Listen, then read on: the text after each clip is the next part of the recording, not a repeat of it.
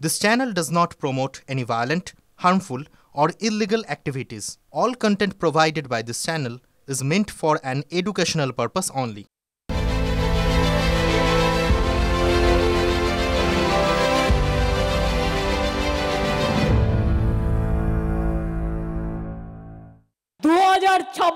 খেলাটা আর একটু জোরে মারতে হবে। হিন্দু সরকার হবে 26-এ, বিজেপির হবে হার। এই সরকার মোল্লাদের সরকার, এই সরকার মুসলমানদের সরকার। আমাকে বলেছে আমি নাকি হিন্দু ধর্মকে তাচ্ছিল্য করি। এই সরকারের মুখ্যমন্ত্রী মুসলিম তোষণকারী, হিন্দু বিরোধী। আমিও কিন্তু ব্রাহ্মণ পরিবারের মেয়ে। রাবণ জীবনে একবারই গেরুয়া পড়েছিল, আর সেই গেরুয়া দেখে মা সীতা ভুল করেছিলেন। বাংলার জনগণও যদি মা সীতার হয়ে ভুল করেন রাবণের গেরুয়া পরা দেখে, তাহলে পরে হরণ হবে সীতার। হিন্দু জেগে উঠেছে, সেই জন্য উনাকে এগুলো বলতে হচ্ছে। খেলা আবার হবে। কিভাবে হিসাব করতে হয় শুভেন্দু অধিকারী জানে। আর মাত্র 5% হিন্দুর ভোট চাই। চুকিটকিট খেলাও হবে। রাজ্যের ভোটের রাজনীতির গায়ে অনেক বছর ধরেই একটা ধর্মের রং লেগে আছে। এই প্রথম কোনো তৃণমূল নেতা খোলাখুলি সে কথাটা মেনে নিলেন, অ্যাকসেপ্ট করলেন। ধর্মভিত্তিতে ভোটটা হয়ে গেছে। দক্ষিণ মালদাতে এটা কাজ করছে না, উন্নয়নটা কাজ করছে না। হ্যাঁ, ধর্মভিত্তিতে ভোটটা হয়ে গেছে। 2026 বিধানসভা নির্বাচন, তার বাকি ওই এক বছরের একটু বেশি। এরই মধ্যে রাজনীতির মাঠে আরও চড়া স্বরে বাজতে শুরু করে দিয়েছে কি ধর্মের ঢাক। ভোটের দেওয়াল লিখন শুরু হয়ে গিয়েছে এক বছর আগে।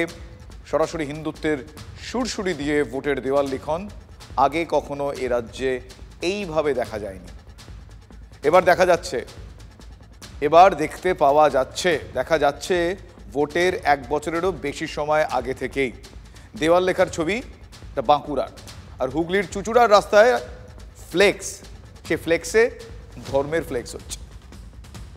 বাংলায় জেহাদিদের উৎপাত যে হারে মাথাচাড়া দিয়েছে, রোহিঙ্গারা এখানে এসে বসতি স্থাপন করে ফেলছে, আর সেগুলো সম্পূর্ণ হচ্ছে এই তৃণমূল দ্বারা। আগামী দিন এই পশ্চিমবাংলা যেন ওই বাংলাদেশে পরিণত না হয়, বাংলাদেশের হিন্দুদের মতন অবস্থা পশ্চিমবাংলার হিন্দুদের যেন না হয়, সেই জায়গায় দাঁড়িয়ে সকল হিন্দুকে এক হওয়ার প্রয়োজন আছে। বিজেপি একমাত্র দল যারা হিন্দুদের নিয়ে ভাবে, সুতরাং সেই জায়গায় দাঁড়িয়ে সকল হিন্দুকে এক হয়ে বিজেপিকে 26-এ এই পশ্চিমবাংলায় ক্ষমতায় আনতে হবে। তো এই অতি উৎসাহী বিজেপির কর্মীরা ভুলে গেছে যে এটা পশ্চিমবাংলা। পশ্চিমবাংলায় সবার উপরে মানুষের নেত্রী মমতা ব্যানার্জি। এই বাংলায় মমতা ব্যানার্জিকে বাদ দিয়ে অন্য কিছু মানুষ ভাবে না। আর ওই মমতার স্নেহ ভালোবাসা নিয়ে একটা বেঈমান বিশ্বাসঘাতক শুভেন্দু, তার আশাও পূরণ হবে না, তার বাড়া ভাতে ছাই পড়বে। হুগলি, আগামীকাল এই হুগলিতেই যাচ্ছেন মমতা বন্দ্যোপাধ্যায়। কোথায় যাচ্ছেন ফুরফুরা শরীফে সরকারি যে ইফতার জলসা, সেই ইফতার জলসায় যোগ দিতে। মনে রাখা দরকার যে এই বছর প্রথম ফুরফুরা শরীফে এই ইফতার জলসা সরকারি টাকায় হচ্ছে। তিনি রেড রোডে ঈদের নামাজে যান, তিনি ইফতার জলসাতেও যান বছরের পর বছর। আমি কিন্তু ইফতারে যাচ্ছি, আপনারাও আসবেন। আমি তো মুসলিমদের তোষণ করি, 100 বার যাব। যে গরু দেয় তার লাথি খাওয়া উচিত। মমতা ব্যানার্জি যে 47% ভোট পেয়েছে তার 30% হচ্ছে দুধেল গাই। এই অঙ্ক বাংলার রাজনীতিতে ঘুরছে বছরের পর বছর। এবার তার জোর বেড়েছে। এবারই ফুরফুরা শরীফে ইফতার জলসায় যাচ্ছেন মুখ্যমন্ত্রী। এই প্রথম ফুরফুরা শরীফে সরকারি ব্যবস্থাপনায় আয়োজন করা হয়েছে ইফতার, আর তাতে উপস্থিত থাকবেন স্বয়ং মুখ্যমন্ত্রী মমতা বন্দ্যোপাধ্যায়। এই প্রথম ফুরফুরা শরীফে সরকারি খরচে ইফতারের উদ্যোগ। ইফতার মানে রোজা ভাঙার খাবার। মুখ্যমন্ত্রীও কি মান ভাঙাতে যাচ্ছেন? ধর্মীয় উৎসবকে সামনে রেখে মমতা ব্যানার্জিকে আড়ালে রেখে কাটমানি খাওয়ার একটা কাটমানি খাওয়ার চক্রান্ত মনে করি। এখানে হয়তো 5 কোটি টাকা খরচা হচ্ছে, হয়তো মুখ্যমন্ত্রীর তহবিল থেকে মানে নেওয়া হবে 25 কোটি টাকা। গঙ্গাসাগর মেলায় লক্ষ লক্ষ মানুষ হয়, 95% অন্য রাজ্যের মানুষ, 5% এই রাজ্যের মানুষ। কোটি কোটি টাকা তাদের জন্য অনুদান দেওয়া হয়, এটা আমার মনে কোনো হিংসা নাই। আর এই ফুরফুরা শরীফে লক্ষ লক্ষ মানুষ আছে, 95% আছে বাংলার মানুষ, তাদের জন্য কি করা হচ্ছে? মুসলিম সমাজের দ্বিতীয় গুরুত্বপূর্ণ ধর্মস্থান ফুরফুরা শরীফ, সেখানে ইসলে সওয়াবে অর্থ বরাদ্দ নিয়ে প্রশ্ন তুলেছেন তৃণমূলের কাছের লোক বলে পরিচিত ফুরফুরা শরীফের পীরজাদা তোয়াহা সিদ্দিকী। তাই কি এই প্রথম ফুরফুরা শরীফের সরকারি খরচে ইফতার জলসা? মুখ্যমন্ত্রী ম্যানেজ করবে তোহা সিদ্দিকীকে, এই তোহা সিদ্দিকীতে সহায়তা মুখ্যমন্ত্রী হয়েছিলেন। দুধেল গাইদের তোয়াজ করার নীতি তো তার আজ থেকে না, যেদিন থেকে সরকারে এসছেন সেদিন থেকেই দুধেল গাইদের তোয়াজ করার নীতি তিনি নিয়ে চলেছেন। ফুরফুরা শরীফের এই যে মুসাফিরখানা, এখানেই অনুষ্ঠিত হবে ইফতারে মজলিস, সেখানে তিনি যোগ দেবেন এবং ইতিমধ্যেই কিন্তু ফুরফুরা শরীফে যারা পীরজাদা বা পীর সাহেব আছেন তাদেরকে কিন্তু আমন্ত্রণপত্র পাঠিয়ে দেওয়া হয়েছে। 2021-এর পরেই প্রথম আসবেন বলছেন, অফিসিয়ালি আজকে জানতে পারলাম যে 17 তারিখে আসবে।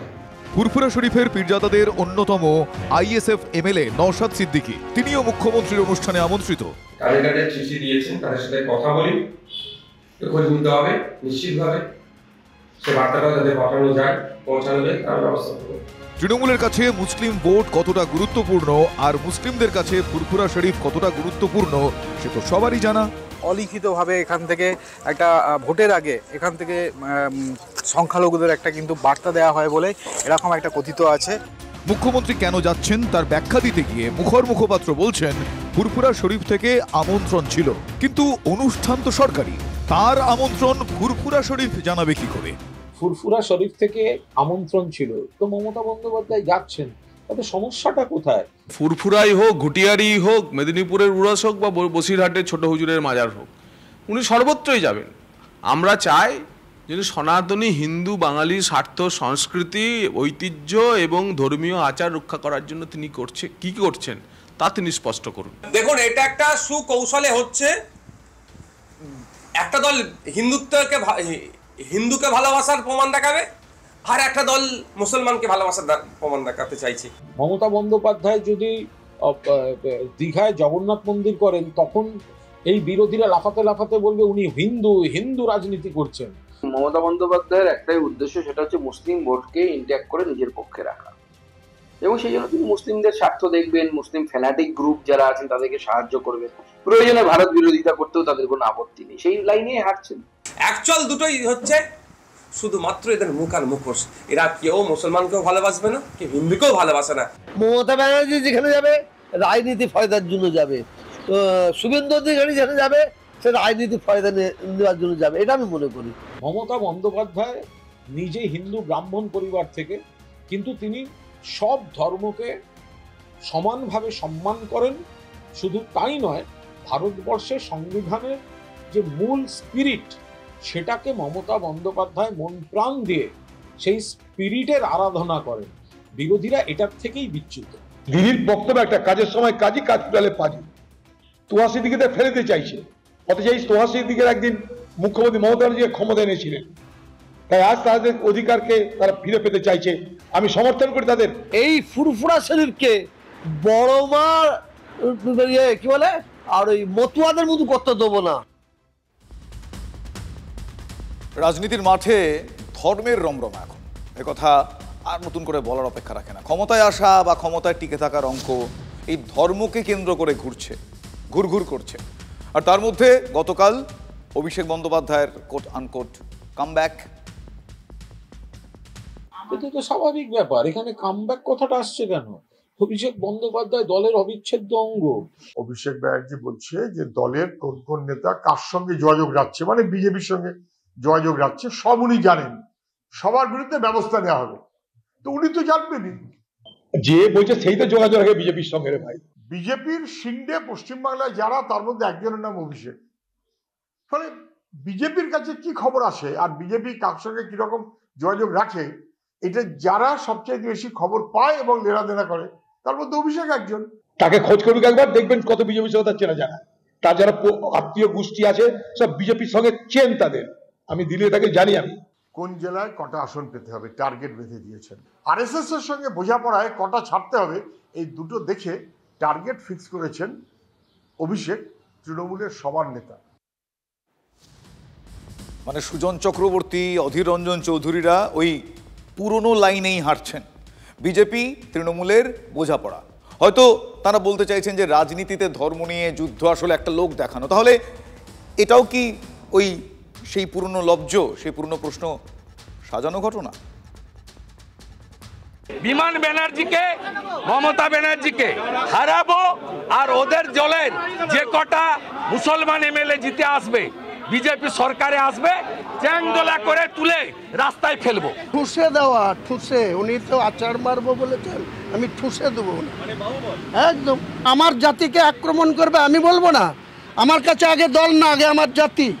আপনি লিখে দেন, আমি ওসব পরোয়া করি না। তো আমাকে কেউ কাটতে আসবে আর দল যদি বলে তুমি চুপ করে তোমাকে কাটবে, তোমার গলাটা পেতে দাও, মোটেই না, মোটেই না, না না না না, আগে আমার জাতির সত্তা, তারপরে দল। হুমায়ুনকে তৃণমূল শোকজ করেছে।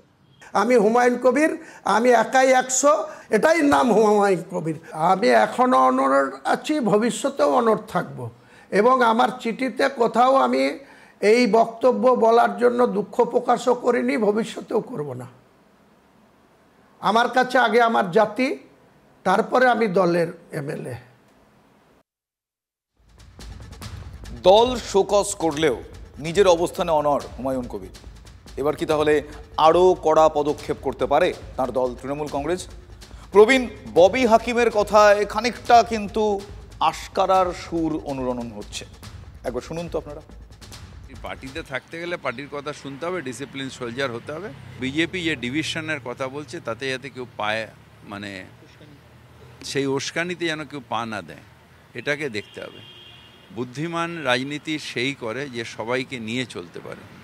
আমি একটা কিছু বললাম, আজকে টিভিতে দেখা গেলাম আর উস্কানিতে পা দিয়ে দিলাম, হয় না। হুমায়ুন কবির যদি হুমায়ুন অধিকারী হতো, হুমায়ুন ব্যানার্জি হতো, আপনি এটা করতে পারতেন? আপনি হুমায়ুনকে শোকজ করে আপনি বুঝাতে চাইছেন আমি মুসলমান পরোয়া করি না, হিন্দু ভাই আমাকে ভুল বুঝে না। লোকসভায় যিনি নিজের কেন্দ্রে তৃতীয় হয়েছেন, তিনি নিজের মানসিক হতাশা থেকে কি বলবেন তার কোনো উত্তর দেবো না। তৃণমূলের থেকে বিজেপি করা যে যায়, আরএসএস এর যে পরিকল্পনা এরকম, সেইটার কারণেই খুশি মতন বলতে পারবে, এবং তাতে দলের নেতাদের স্যাংশন আছে। হুমায়ুন কবিরকে শোকজ করার আগে মুখ্যমন্ত্রী মমতা ব্যানার্জি নিরপেক্ষ হয়ে যার বিরুদ্ধে হুমায়ুন কবির বলেছে তার বিরুদ্ধে কি করেছেন আপনি প্রথম প্রশ্ন আমার। চালাকি করছেন কেন? আপনি চালাকি করছেন কেন? অধীর রঞ্জন চৌধুরী প্রশ্ন তুলছেন যে কেন শুভেন্দু অধিকারীর বিরুদ্ধে পদক্ষেপ করেনি প্রশাসন, যে প্রশ্নটা এর আগে হুমায়ুন নিজেই তুলেছিলেন। আজকে কেন প্রশাসন শুভেন্দু অধিকারীর বিরুদ্ধে একটা জাতিগত অ্যাটাক করছে? ওদের দলের যে কটা মুসলমান এমএলএ জিতে আসবে, বিজেপি সরকারে আসবে, চ্যাংদোলা করে তুলে রাস্তায় ফেলবো। কেন প্রশাসন সমুটু কেস করছে না? পুলিশ কি নাকে ঠুসি দিয়ে আছে? পুলিশ নাকে তেল দিয়ে ঘুমাচ্ছে? চূড়ান্ত প্ররোচনামূলক কুৎসিত মন্তব্য করেছেন, আমরা তীব্র বিরোধিতা করছি, এবং এটা কিন্তু অপরাধমূলক বিবৃতি। শুভেন্দুর মন্তব্যের পর তো তৃণমূলের ঝাঁপিয়ে পড়ার কথা ছিল, মামলায় মামলায় জেরবার করে দেওয়ার কথা ছিল। দলের মুখপাত্রও বলেছেন অপরাধমূলক মন্তব্য। তারপরেও তৃণমূল শুভেন্দুর বিরুদ্ধে কোনো অভিযোগ দায়ের করেনি। যে কটা অভিযোগ হয়েছে সব কংগ্রেস করেছে আর সিপিএম নেতারা করেছেন। প্রশ্ন উঠছে, বাংলার বিরোধী দলনেতা শুভেন্দু অধিকারীর বিরুদ্ধে আমি একটা এফআইআর এর আবেদন করে আমাস্ট্রিট থানায় ওসি আমাস্ট্রিটকে অ্যাড্রেস করে একটা চিঠি জমা করেছিলাম। আজকেও বোধহয় নবান্ন থেকে ওসি আমাস্ট্রিটের কাছে পারমিশন আসেনি যে তার বিরুদ্ধে কোনো অ্যাকশন নেওয়া হোক। এই হচ্ছে বাংলার মাননীয়া।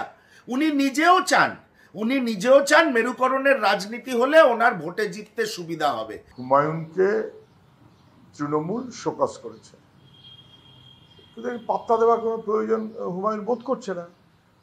কারণ হুমায়ুন 30% মুর্শিদাবাদে কেটে গঙ্গায় ভাসিয়ে দেবে বলার পরেও তৃণমূল দলও কোনো অ্যাকশন নেয়নি, সরকারও কোনো অ্যাকশন নেয়নি। ভোটের মেরুকরণের জন্য যা বলতে হয় তাই হুমায়ুনকে দিয়ে বলিয়েছে, এমনভাবে বলিয়েছে যাতে সেটা আদতে বিজেপির লাভ হয়। খেলা হবে, যাদের ন্যারেটিভ হচ্ছে খেলা হবে মানুষের জীবন জীবিকাকে নিয়ে, তারা তো খেলবেই, কেউ সংখ্যাগুরুদের নিয়ে, কেউ সংখ্যালঘুদের নিয়ে। ভোটের মাঠ, রাজনীতির ময়দান, সেখানে ধর্ম দাপিয়ে বেড়াচ্ছে। ভোটের ধর্মযুদ্ধ যখন চলছে তখন প্রশ্ন উঠছে, ভাতের ভোট মানে রুটি রুজির যে ভোট, সেই রুটি রুজির ভোট কি তাহলে হারিয়ে যাবে? রাজ্যের সবচেয়ে গরিব জেলা মুর্শিদাবাদের 4 দলের 4 নেতা, কংগ্রেসের অধীর রঞ্জন চৌধুরী, তৃণমূলের জেলা সভাপতি অপূর্ব সরকার, বিজেপির জেলা সভাপতি শাখারব সরকার এবং সিপিএমের জেলা সম্পাদক জামিন মোল্লা, তারা কে কি বলছেন একবার শোনাই আপনাদের। সারা ভারতবর্ষে মুর্শিদাবাদ জেলা হচ্ছে পরিযায়ী শ্রমিকের ফ্যাক্টরি। অর্থনৈতিক অবস্থা সেটা ক্রমশ খারাপ হচ্ছে। মমতা বন্দ্যোপাধ্যায়ের সরকার থাকার ফল 112টি জেলার মধ্যে ভারতবর্ষের পিছিয়ে পড়ায় এই পশ্চিমবঙ্গের একটি জেলারও নাম নাই।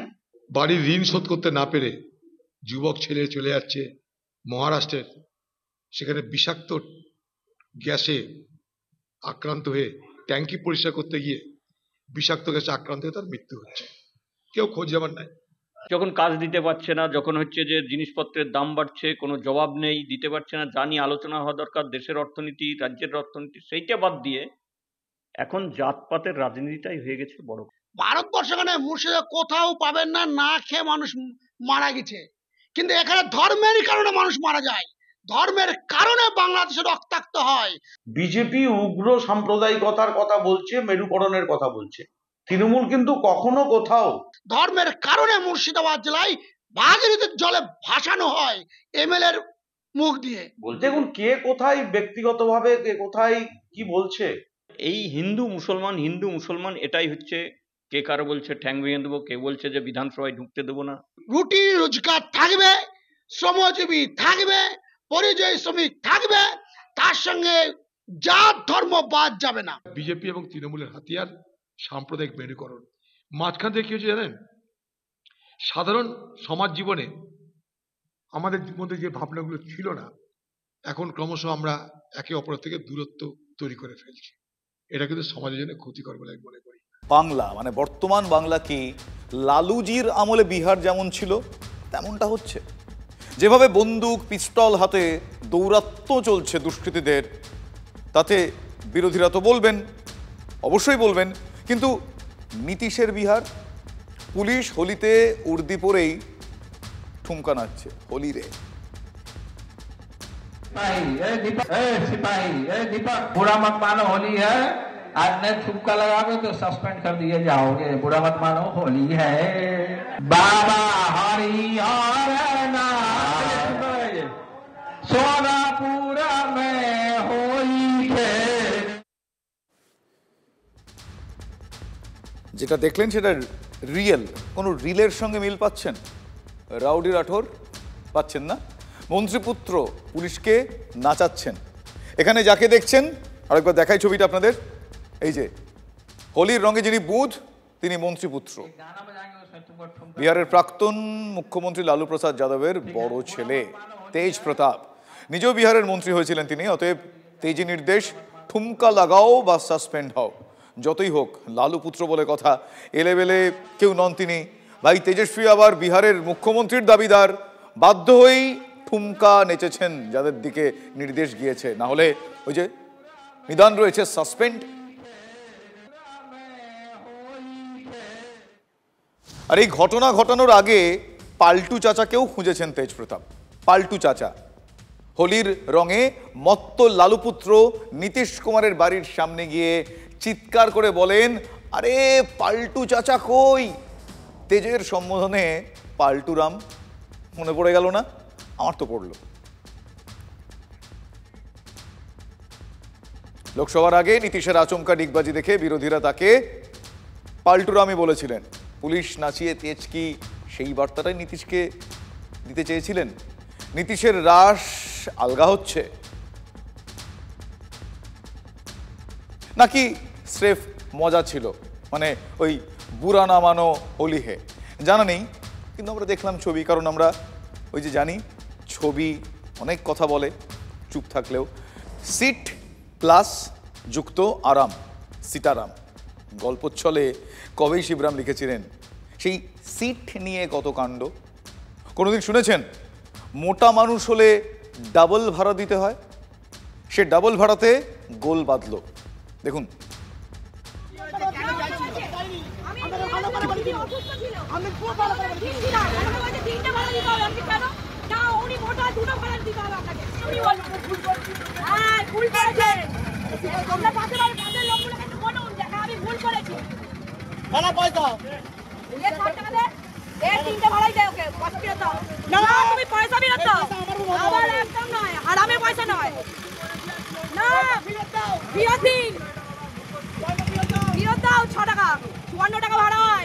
তিনটে ভাড়া কাটো, আমি একজনকে নিয়ে এসেছি তার জন্য।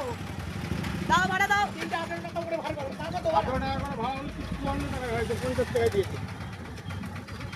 দেখ পড়ে গেছে মনে হয় 60 টাকা ছিল। আপনি ডবল ভাড়াই নিলেন তাই তো? না না না না, আমি একজনকে ওই ডবল ভাড়া তো বলি, আমি আরেকজনকে এমনি ফ্রি কস্টে তাকে নিয়ে এসেছি। তাকে ফ্রি কস্টে আমি নিয়ে এসেছি। থানায় নিয়ে যাবো বলেছিল, থানায় নামা, ও নামতে চাইলো নি, ও লোককে দেখা এই নাও এই বসিলাম শান্ত থাকো, আমি কিন্তু রাজি। এই যে প্রবলেম ছিল ওই আর মত কথা বলছিল, উনি মোটা মানুষ বলে ডবল ভাড়া করে ভুল করে ঠিক আছে, চরম ভুল করেছেন। কাদের লোকগুলোকে একটু বলুন যে হ্যাঁ আমি ভুল করেছি। আলা পয়সা ये 60 টাকা দে, দে তিনটে ভাড়াই দাও, ওকে কস্টে দাও। না তুমি পয়সা ফেরত দাও, আমার একদম নয়, আর আমার পয়সা দাও, পয়সা ফেরত দাও, পয়সা ফেরত দাও, ফেরত দাও 6 টাকা 15 টাকা ভাড়া হয়, তিনটে ভাড়া কাটো, আমি একজনকে নিয়ে এসেছি তার জন্য। দাও ভাড়া দাও, তিনটে 18 টাকা করে ভাড়া দাও, টাকা তো ভাড়া দেখ পড়ে গেছে মনে হয় 60 টাকা ছিল। শুনলেন, বুঝলেন কি বিপত্তি? রোগা মোটা কারো কি হাতে? ডোমজুর থেকে মুন্সিরহাট রোডের একটি গাড়িতে, জিও গাড়ি বলে এগুলোকে, সেখানে উঠেছিলেন একজন আশাকর্মী, পাপিয়া মান্না তার নাম। তার ভারী চেহারা নিয়ে তার এই তিক্ত অভিজ্ঞতার মুখে পড়তে হয়েছে। চালক অবশ্য খুব একটা কেয়ার করছেন না, যুক্তি দিয়ে যাচ্ছেন, ডাবল চেহারা, ভাড়াও ডাবল। আমি নিয়ে গেছিলাম, দিদি অসুস্থ ছিল, আমি আমাদের ভিড় ছিলাম, আমাকে বলছে তিনটে ভাড়া দিতে হবে। আমি কেন? আমি মোটা মানুষ, দুটো সিটে বসতি।